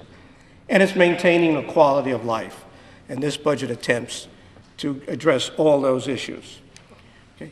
Our budget timeline really starts back in the summer when we meet with our boards and commissions and department heads and discuss the upcoming budget. In November, we have, for the last couple of years, worked on our 5-year capital plan. It's a rolling capital plan. And the Board of Selectmen then holds its hearings, which the Board of Finance members always attend, and we welcome their attendance and their questions. Then in December, we receive the budgets from department heads. The Finance Department puts those budgets together, and then in January, the Board of Selectmen hold the public hearings, again inviting members of the Board of Finance to hear the presentations and to ask their questions. And again, we welcome their input. I have to once again report that the budget was approved by the entire Board of Selectmen on February 4th of this year. That's unanimous approval. All right. When we first received the budget from the department heads, we were looking at roughly a 3.1% increase, which is not totally bad. The departments have done a very good job, increasingly getting better and better each year on putting their budgets together. Right? So we were looking at roughly about an $900,000 increase in our budget. The Board of Selectmen then went to work and made reductions of $316,000, or we cut about 40% of that increase down to the budget that we're presenting tonight, which is a $30,878,098 budget, or just under $600,000 increase. In percentage-wise, that's 1.96%. That is the lowest budget that the town has produced in a very, very long time. Now, how are we able to do that? Okay, a couple of key factors. First of all, looking at zero-based budgeting. For those of you who don't know, I'll explain again what zero-based budgeting is. It's opposed to baseline budgeting. Baseline budgeting is when you have a number of $100 on an item and you say, okay, I want to increase that 10% because the 100 is your base. Zero-based budget-based budgeting says, what do I need to run my department on this line? Well, how much do I need? So you start from zero. Maintain current staffing levels. When we put out the instructions to the departments, we said that we were not going to look for any increases in positions. 3 years ago, we cut 13, let me say that again, 13 equivalent positions, and we have yet to replace one of them. The departments have done an excellent job in working with what they have after those reductions. Second, no funding from fund balance. This is extremely important. I've sat on this board for many years when we had to balance the budget by taking an appropriation out of our fund balance. We have not done that in the last 3 or 4 years, and we're not doing that in this budget. Our appropriation from fund balance used to be on the average anywhere from $1 million to $1.2 million. We're not doing that, okay? We had to contend with the reduction in state revenue, which I'll go over a little bit later when I talk about revenue. And we want to continue the recommendations of the Efficiency Task Force, which is looking at basic consolidations and some regionalization. And most important, we had a reduction in debt service. This reduction in debt service allowed us to present to you tonight this 1.96% increase in our budget and fund programs and increase funding in programs that we haven't been able to. In November, I'll remind everybody, we refinanced $18 million worth of debt. That's $18 million. Over the course of 5 years, that's a savings of $2.5 million to debt service. It goes right to the bottom line. This year, we're taking advantage of $500,000 of that $2.5 million to help us reduce our operating budget. Okay? The key initiatives, what we're hoping to attain with this budget: increase capital spending out of operating. A couple of years ago, we came to you with a bonding proposal which had a lot of capital spending in it for equipment that was 25 and 30 years old. We can't operate with equipment that old any longer. This past month was a good testament to why we can't operate with old equipment. During the blizzard, we had a lot of that equipment break down. So we have to replace our equipment. But what we did in the beginning was to use long-term financing. What we're attempting to do in this budget and going forward, hopefully, is to use more of the funding from operating expenses. This is the first year in the last 5 that we're able to fund our pension plan at the recommended contributions that were given to us by the actuaries. We have not been able to do that since 2008. And over the last 10 years, we have only funded to the recommended levels twice. This year, because of some of the savings, we're able to fund a pension plan at the recommended levels. And that's important because when you do that, you start to decrease your unfunded liability. Increase our road maintenance. Year after year, we have a couple of $100,000 in road maintenance, summer road maintenance, I might add. And what do we do with that? We basically chip seal. We can't continue just to chip seal any longer. The roads have to be addressed. They have to be crowned. They have to be, in essence, reconstructed so surfacing or resurfacing like chip sealing would adhere better and do a better job. So we put in another $100,000 this year, I'll show you that later, into our summer road maintenance. Again, without question, we want to maintain our excellent level of services. You heard the superintendent and the chairman of the Board of Ed say how proud they are of the education system, and I wholeheartedly agree. They do a tremendous job in this town. But so does our town services. Our town services are second to no one. Whether it's emergency services, whether it's park and rec and the building we're in. We get seniors coming to this building here from surrounding areas because the programs are so good. or it's our public works, or any of our administrative positions, I'm very proud and very honored to be first selectman for a town that delivers the services that we're able to deliver, and we're going to continue to maintain those services. And another important factor that we always try to make sure that we keep it whole, the elderly tax relief program. This program, again, is probably the most excellent program in the state. We have over 800 households on the program, and it affords seniors to stay in Guilford, seniors who have worked hard to build this town, to support this town for many, many years. By having this freeze, they do not have to sell their house because they can't pay the taxes. And that's important to us, and we address that in this budget. Okay. What makes up the budget? I talked about some of the mission of the town government. I said public safety.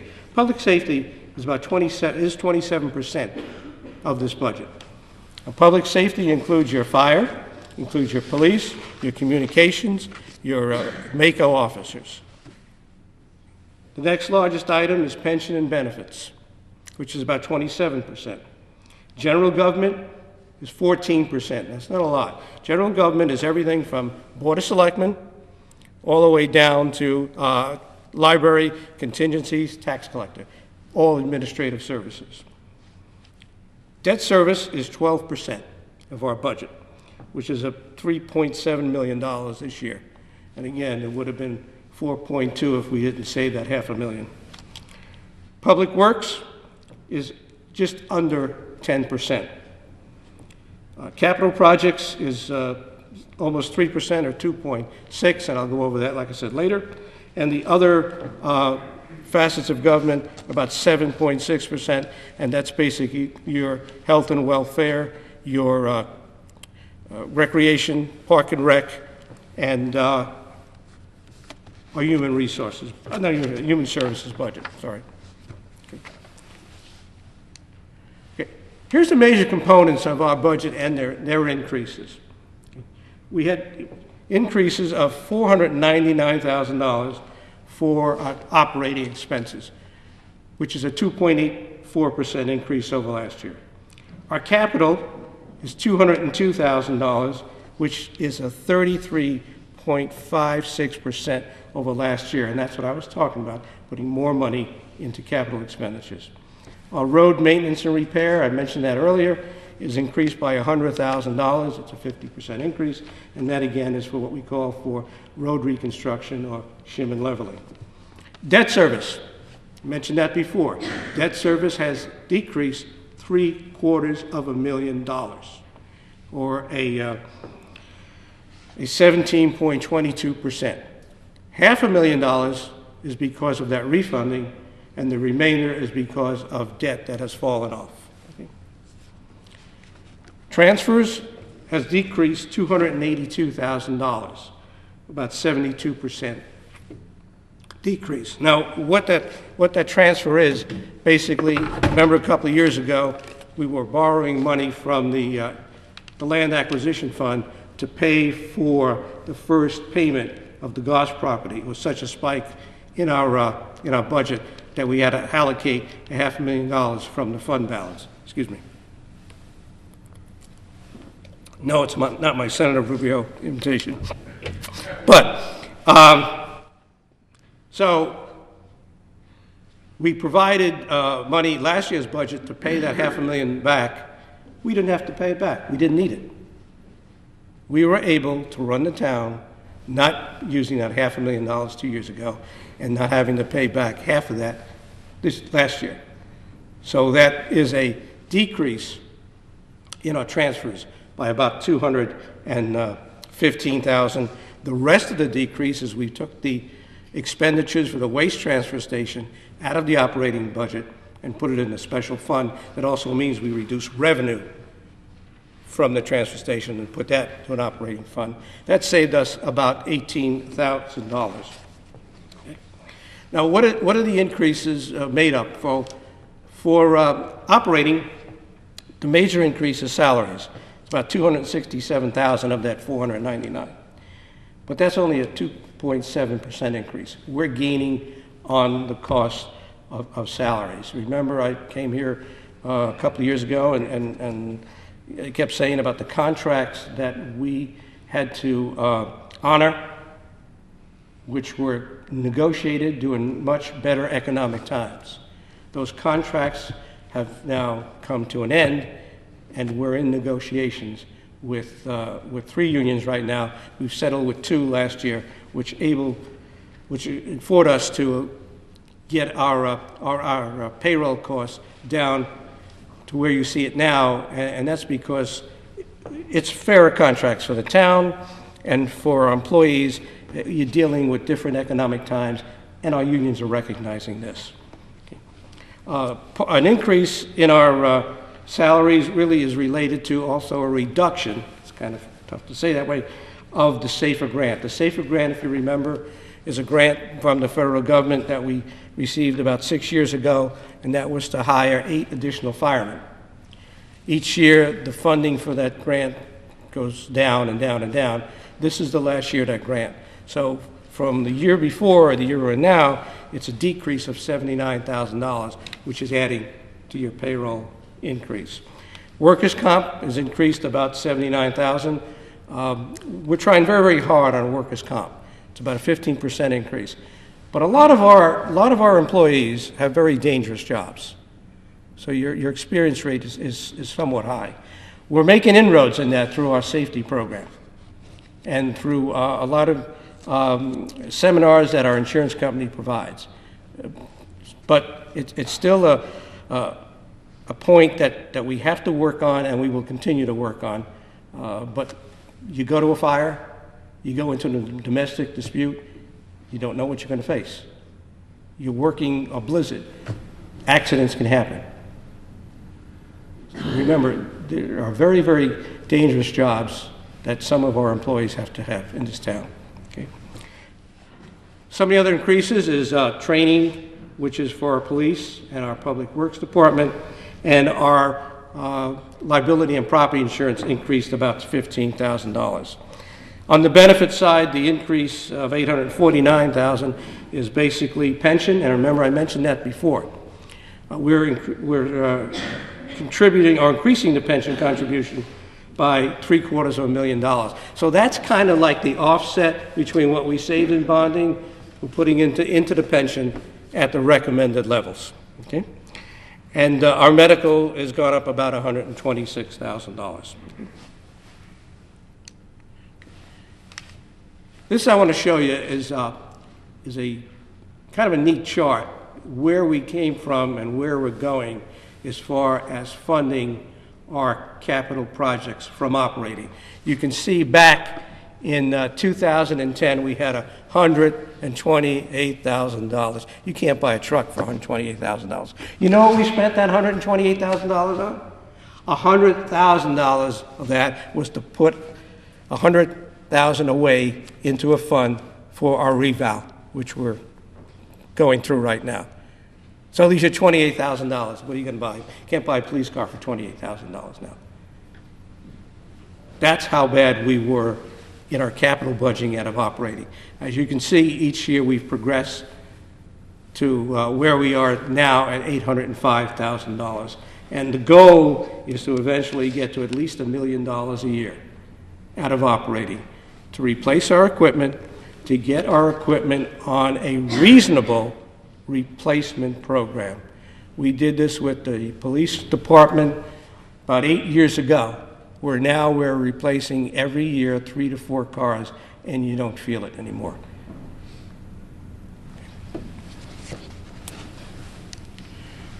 When we put together the town and the school budget, you're looking at a total budget of $85,369,285, or a 2.6% increase. That's combining town and school. And there you see the breakup of the education budget out of operating, what their portion of the debt service is, the town's operating budget, and then what the town's operating, what the town's debt service portion is. Now, this is a little complicated and it's late, and I'm going to make it very simple. I didn't hear any applause. Okay.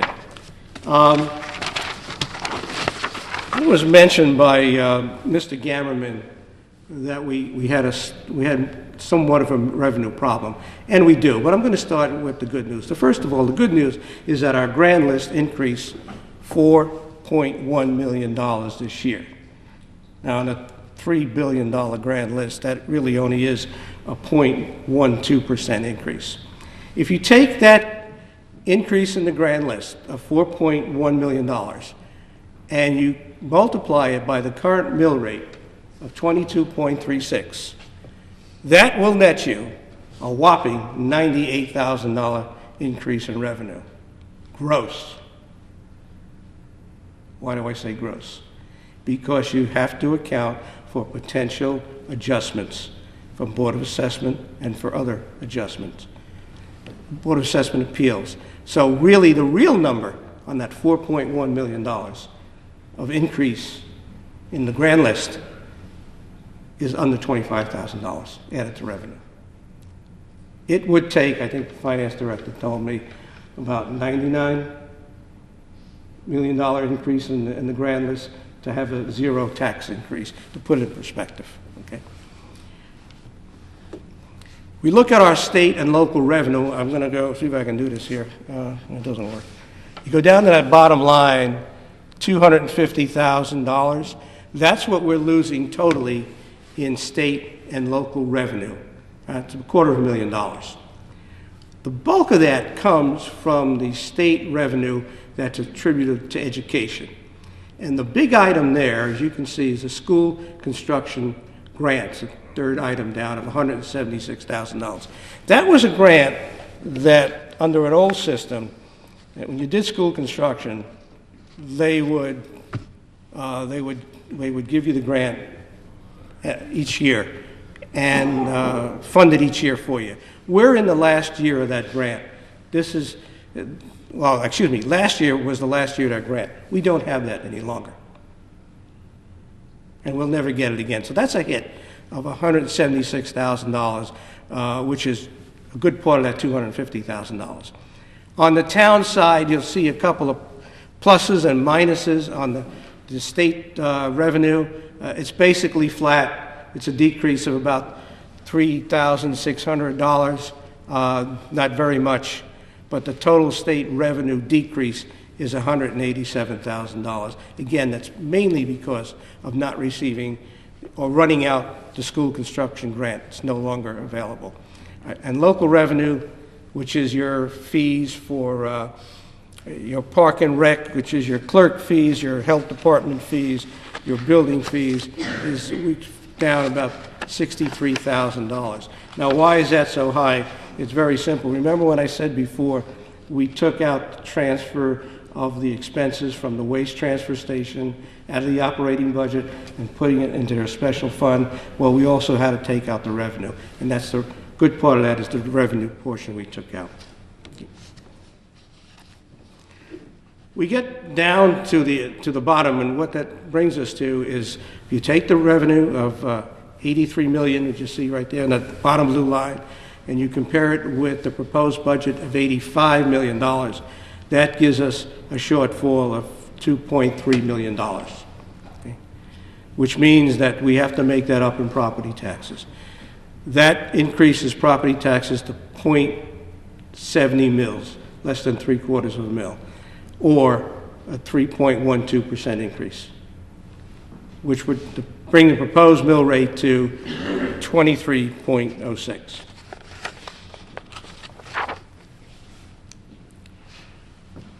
I'm going to turn to the capital budget out of bond funds that we're asking Board of Finance to appropriate and to send to the voters. We do this every couple of years based on our five-year capital plan. We did not go to the voters last year for any bond funding. This year we're looking for 2 years of bond funding, and which would bring us to about $5.9 million, much less than we asked for 2 years ago. What makes it up? There's three components, as you can see. You have road reconstruction and elevation, property improvements and equipment, and emergency services. The $1.5 million for this year 2014, and there's another $1 million that we want to appropriate for 2015, is for road, like it says, reconstruction, and raising the levels of some of our coastal roads. Old Quarry Road is a dangerous road. There are times of the month where residents at certain times of the day or night cannot get in or out of their house because of that road. It's becoming dangerous because of rising in sea levels. We have to get that road fixed and elevated. We have a couple of roads in town like that, which is Chatfish Island, and also Tuttle's Point, which we want to address this coming year. That'll be in July, this summer. And then next year, there are other coastal roads we want to get to, which we want to appropriate another $1 million. The emergency services is spread over 2 years. You can see $540,000 a year, and that is for a tanker truck for the fire department for each year. Many of us who do not have city water service rely on the tanker trucks. Our tanker trucks right now are anywhere from 12 to 15 years old, and they are in need of replacement. The remaining item there, property improvements and equipment, $595 this year, $1.8 million next year, is basically, again, for infrastructure improvements to some of our lands, our parks, our beaches. It's for some equipment for Park and Rec, and it's also some equipment for the fire, our defibrillators we have in there also, and basically just keeping our equipment and our buildings in good repair. What are our strategies going forward? Going forward, we want to continue, you can see, to pursue pension alternatives. I spoke about contract negotiations. We've been successful so far in the contracts that we have agreed upon of moving to 401As, or defined contribution plans, for new hires. With the Teamsters agreement, we're able to get out of their current pension plan and get into a much less expensive plan for the town. Reduce bonding, I mentioned that before as we go forward. Remember that chart that I had? Want to rely more on operating funds and less on debt service for bonding. Contracts, we're in negotiations with 3 of our unions. I can't say much about that because we're in negotiations. I got to say that it's tough negotiations. It's tough on the town side and it's tough on the union side, but I have no doubt we'll come to a fair contract for the employees and for our taxpayers. Consolidation and regionalization, we're always looking for ways we can consolidate departments. As you remember last year, we consolidated engineering and public works. That has worked out tremendously, both on the operational side of it and on the financial side. Fund balance, we continue to restore the fund balance that we once used to use to balance our budget. We went from, in 2009, from a $2.2 million fund balance, extremely low, very dangerous.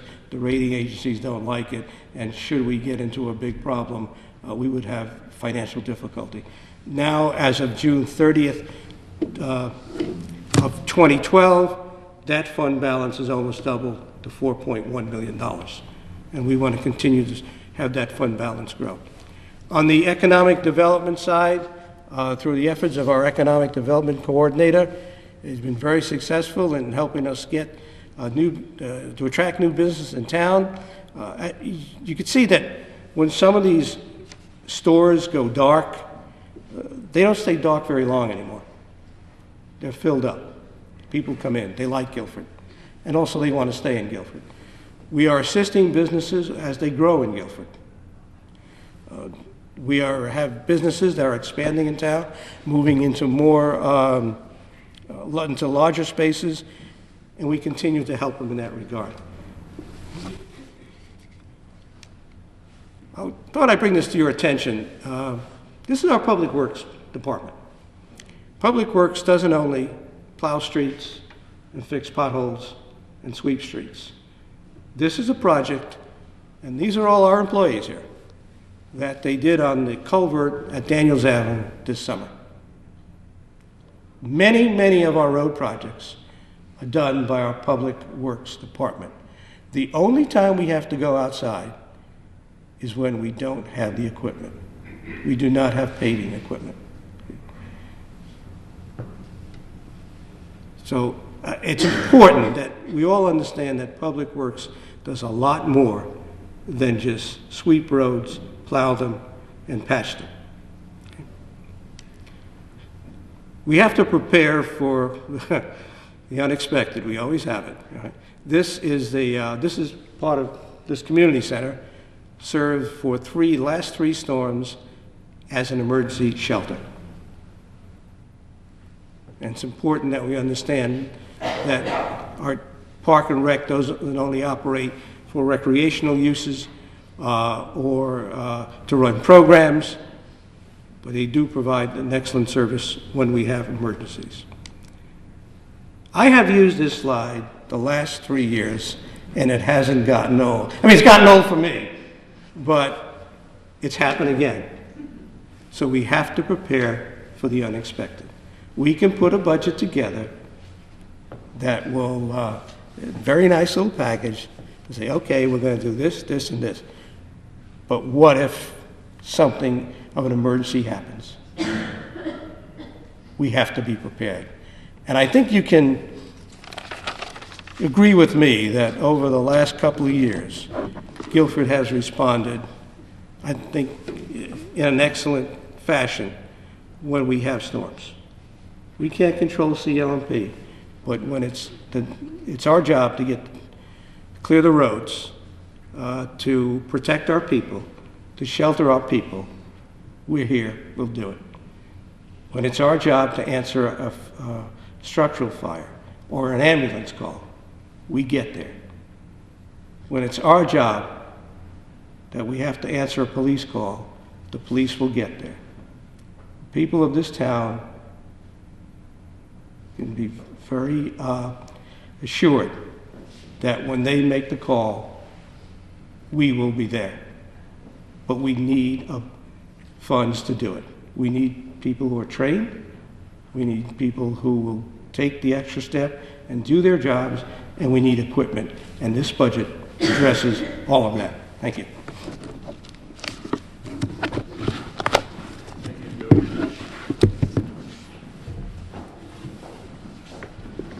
You might stand by. You want me to stand by? I think you're going to have to stand by.